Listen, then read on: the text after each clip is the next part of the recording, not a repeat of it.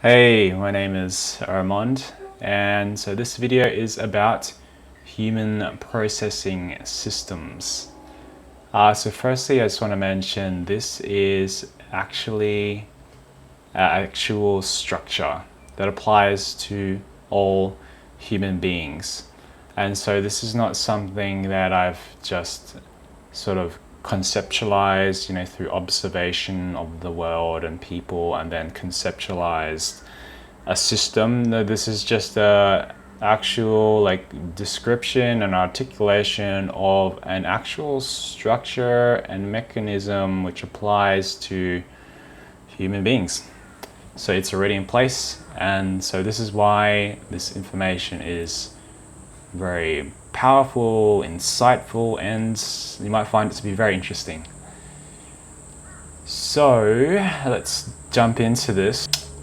So I've called it human processing systems. So these are energetic systems that govern how you process the physical and the non-physical. So they can impact, these are systems that impact how you act and how you go about things and how you feel about certain things as you explore life and all your experiences. There's certain systems which govern that and impact that. So let's jump in and let's have a look at what these systems are. So we have a primary and a secondary system. So everybody has one primary system, and then some people have no secondary system, and then some people have multiple secondary systems, 1, 2, or 3. And so let's look at the rock system here. And so the symbol over here just to the left is just represented as like a dot because it has this very stable core energy of it's very stable, and so the rock is naturally more emotionally stable. They can be more steady, they can be more collected, maybe you can perceive them as level-headed, more grounded, practical, collected.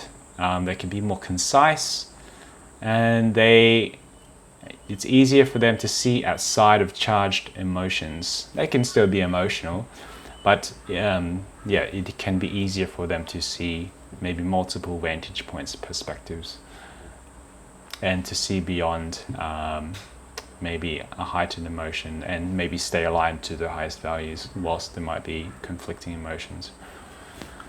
So let's have a look at, and so rock, some examples of people who have rock as a primary system are people that, interestingly enough, I've seen many CEOs have this as their primary system.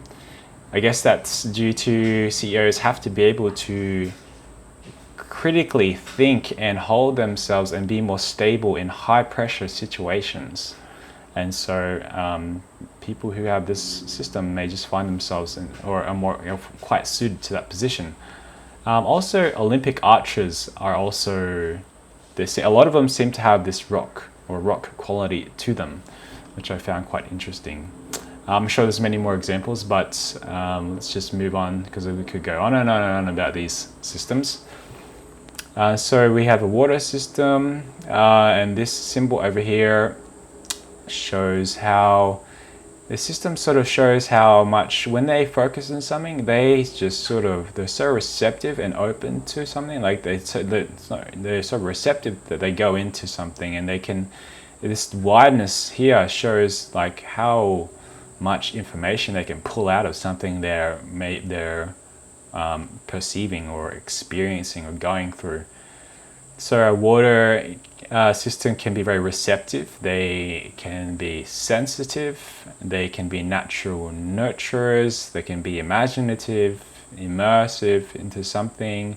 They can have a strong feeling, experience, and they can also be very intuitive. They can also be very intuitive. They can be more inclined to be introspective. They can see deeply into people. And they can be impacted by the most dominant energy that they feel. And so some examples of people that I've seen have this water system are people that have like a healing type of archetype, so sound healers or counselors. I've seen have these, and again, I'm sure there's some more other types of people that have this. So there's the fire system, and as we can see by this symbolic representation, it comes to a point here, and that shows that they can be driven, passionate about something. They can be very expressive about something. They can also be inspirational. They can have very strong feelings about something, and they can get into something new very quickly and deeply, and they can also move on to something else, and then also go quickly and deeply into that. They can focus a lot on improving their skills or competency. So as an example, a lot of people that I've seen as high-level athletes tend to have a fire system. And again, I'm sure there's more other things, more other people. And let's look at air. So air, this symbol here, air has this kind of like this airy, if you think of air, it's like this air kind of like openish, softish type of energy quality to it. So it's got this openness as compared to the other ones. And if we compare this, like say water here, the symbol sort of expands out. It's because they're very receptive. They can perceive a lot more.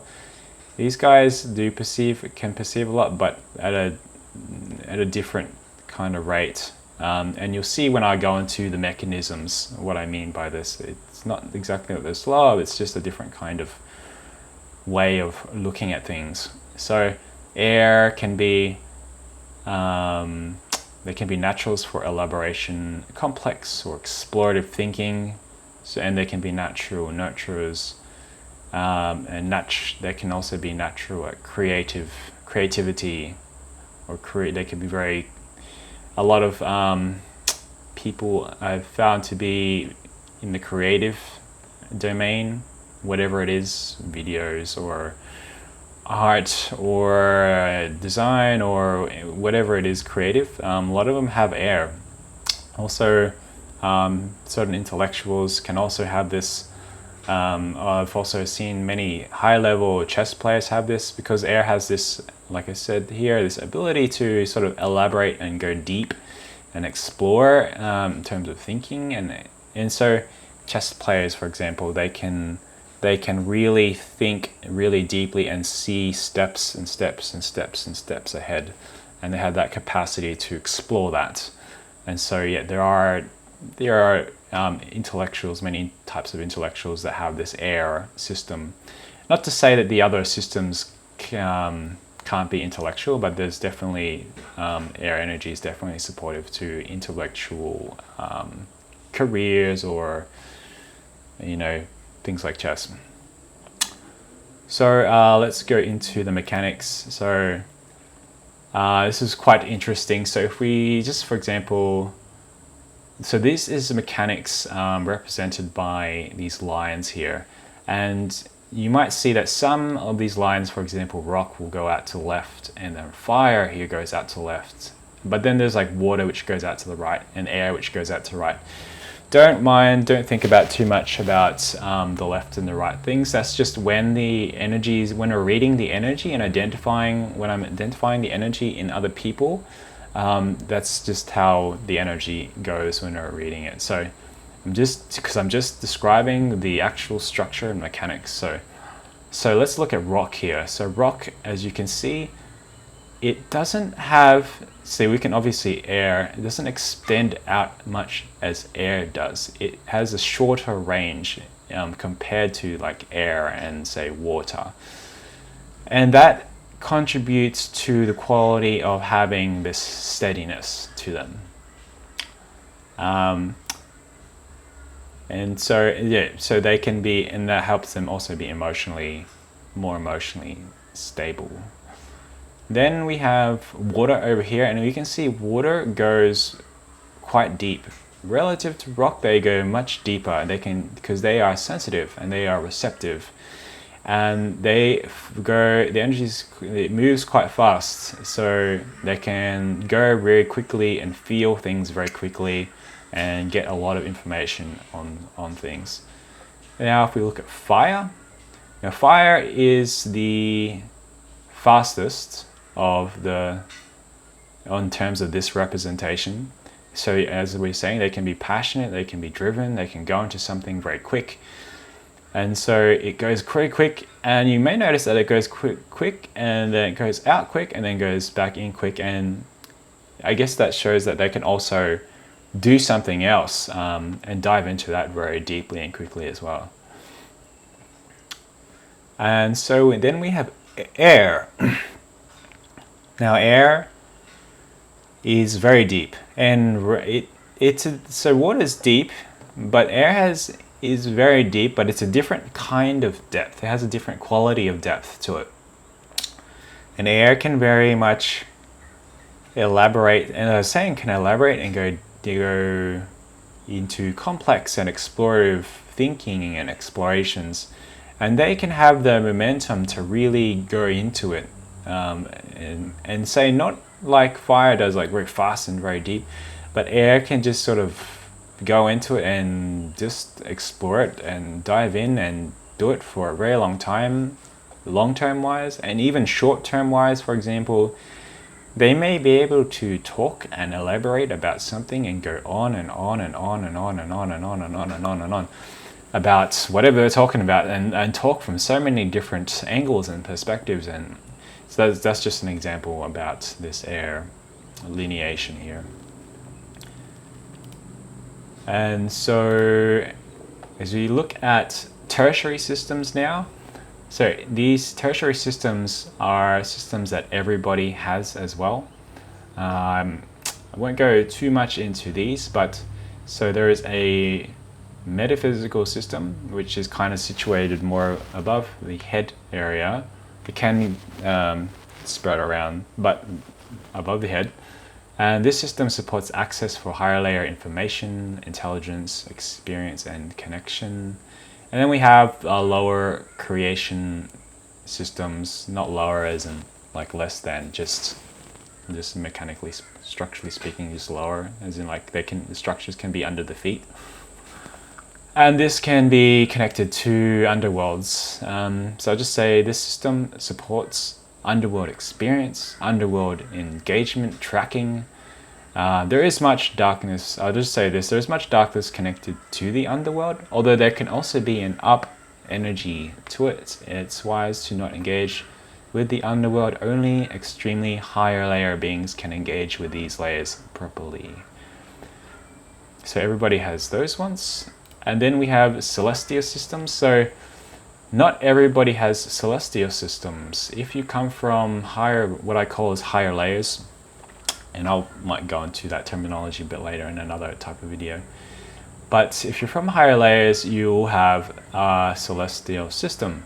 And these systems support higher access to higher layers, higher aspects, higher intelligence, and can support higher layers or higher aspects to help perceive, or higher energies to perceive the physical at a very deep level. And so there are central creation systems. So everyone who chose to incarnate in Earth who are at central creation layer or higher will have this.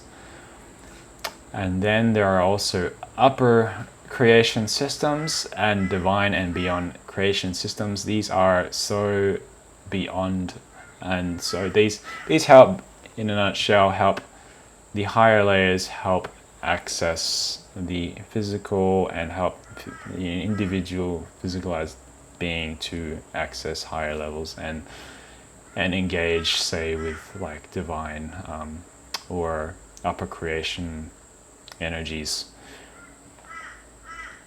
Not too much don't need to go into there right now, but in a nutshell, here is the top to bottom You have the celestial systems, which access the above. This tertiary metaphysical system, which helps access above, all this above. Then we have the primary and secondary systems, which are more related to our earthly experience here, and then this tertiary system of the lower creation system here, which helps, which is for the underworld layers and levels below. So yeah, so again, I hope this was interesting for you. I do sessions and I can help identify what kind of system you may have, what is your primary systems, whether or not you have a secondary systems and what are they, and whether you may have celestial systems. These are all things that I can look at in a session, and it's very interesting to be able to look at and see what you have, and probably very insightful for you as well. So yeah, so I hope if you're interested, come have a session with me and we can do this work. Otherwise, if you want to know what your primary system is, maybe put a comment below and I will look it up for you if you have a picture connected to your comment or a picture of you. So I hope this has been very interesting, and thanks for now. That's all for now.